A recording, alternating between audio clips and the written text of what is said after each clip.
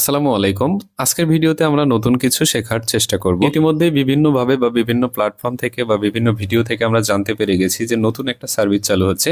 বিকাশ থেকে রকেট, নগদ বা অন্যান্য যে মোবাইল ফাইন্যান্সিয়াল সার্ভিসগুলো আছে সেখানে টাকা পাঠানো যাবে। আবার রকেট থেকে বিকাশে, রকেট থেকে নগদে, নগদ থেকে রকেটে, নগদ।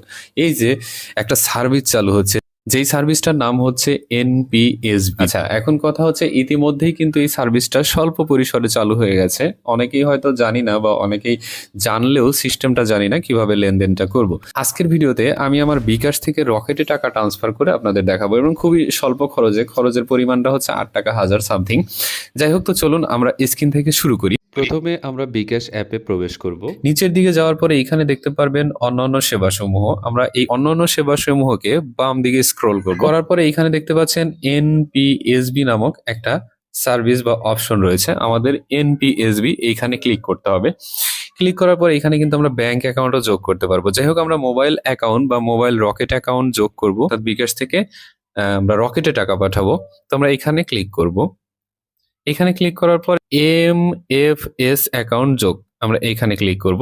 করার পর এখানে দেখতে পাচ্ছেন ইসলামী ব্যাংক, এম ক্যাশ এবং রকেট, এই দুটো সার্ভিস আপাতত চালু আছে। আমরা বিকাশ থেকে এই দুটো জায়গায় আপাতত এম ক্যাশে এবং রকেটে টাকাটি পাঠাতে পারবো। অন্যান্য সার্ভিস আস্তে আস্তে সংযোজন হবে, হলে আমরা একই নিয়মে ট্রান্সফারটি করতে পারবো।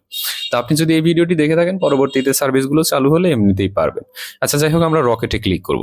আচ্ছা, করার পরে এখানে আমাদের একটি ভেরিফিকেশন স্টেপ আসবে। এই যে দেখতে পাচ্ছেন, পর্যাপ্ত আলো সহ জায়গায় থাকুন, অঙ্গভঙ্গি করার নির্দেশনা অনুসরণ করুন, ফ্রেমের ভিতর আপনার চেহারা রাখুন। অর্থাৎ ফ্রেমটিতে আপনার চেহারাটি রাখতে হবে এবং ওনারা যে অঙ্গভঙ্গি করতে বলবে, অর্থাৎ উপরে তাকান, নিচে তাকান, ডানে তাকান, বামে তাকান, এগুলো আপনাকে নির্দেশনাগুলো মানতে হবে। আমরা এইখানে দেখতে পাচ্ছেন শুরু করুন এখনই, আমরা এইখানে ক্লিক করব।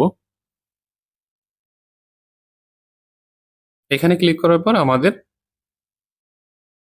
স্ক্যানিং শুরু হবে। তো আমাদের বলছে বাম কাঁধের দিকে তাকান, আমরা বাম কাঁধের দিকে তাকাবো।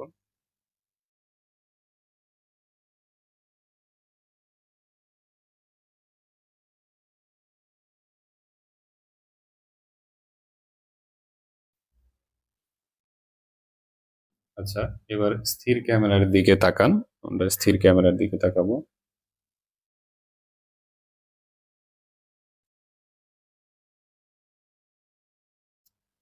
আচ্ছা, আমাদের শেষ। এবার আমাদের এখানে কিছুটা সময় অপেক্ষা করতে হবে, প্রক্রিয়াধীন আছে। আচ্ছা, আমার যাচাই সফল হয়েছে। আচ্ছা, অবশ্যই কিন্তু নিজের ফেস, মানে যার আইডি কার্ড দিয়ে বিকাশ অ্যাকাউন্টটি করা তার ফেস দিতে হবে, অন্যজনের ফেস দিলে কিন্তু হবে না। যাই হোক, আমরা এখানে এগিয়ে যান বাটনে ক্লিক করব। করার পরে এবার আমাদের এমএস অ্যাকাউন্ট নাম্বার, অর্থাৎ এমএফএস অ্যাকাউন্ট, অর্থাৎ আমাদের রকেট নাম্বারটি এখানে যোগ করব। তো আমি নাম্বারটি দিচ্ছি। আচ্ছা, দিলাম। এরপরে অ্যাকাউন্ট টাইটেল, এখানে আপনি যা কিছু লিখতে পারেন। আমি আমার নাম লিখে দিচ্ছি, অথবা আমি নিজ লিখে দিই, নিজ। এরপর আমরা এগিয়ে যান বাটনে ক্লিক করব। করার পর আমাদের বিকাশ পিন নাম্বারটি দিব।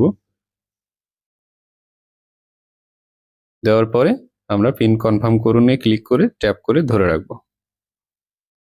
ব্যাস, আমাদের অ্যাকাউন্ট যোগ হয়ে গেছে।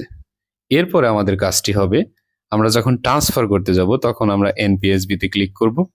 আমরা আবারও এমএফএস এ ক্লিক করব। করার পরে যে আমাদের অ্যাকাউন্টটি এখানে শো করবে, আমরা এই অ্যাকাউন্টের উপরে ক্লিক করব। করার পরে আমরা এখানে অ্যামাউন্টটি বসাবো।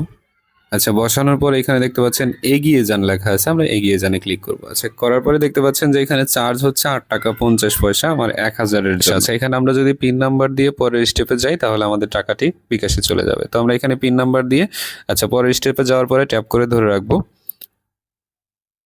ধরে রাখার পর দেখতে পাচ্ছেন আমার এমএফএস ট্রান্সফার কমপ্লিট হয়ে গেছে। বা আমরা এসএমএস দেখি, এসএমএস দেখলে দেখবেন যে এখান থেকে আমাদের রিসিভ ফ্রম বিকাশ এসি, আমরা বিকাশ থেকে রিসিভ করছি টাকাটা রকেটে। আচ্ছা, রকেটে যায় যদি আমি এখন ব্যালেন্স চেক করি, দেখতে পাচ্ছেন আমার রকেটে 1000 টাকা চলে আসছে। তো আমরা খুব সহজেই আসলে বিকাশের টাকা রকেট, রকেটের টাকা বিকাশ, এছাড়া অন্যান্য মোবাইল ব্যাংকিং এও পাঠানো যাবে। এটা চালু হতে একটু সময় লাগবে, ধীরে ধীরে চালু হচ্ছে। তবে সিস্টেম একটাই, এটা জেনে রাখলে আপনার আর পরবর্তীতে জানতে হবে না। তো যাই হোক, ভিডিওটি ভালো লাগলে অবশ্যই লাইক দিবেন, চ্যানেলে নতুন হলে সাবস্ক্রাইব করে সঙ্গেই থাকবেন।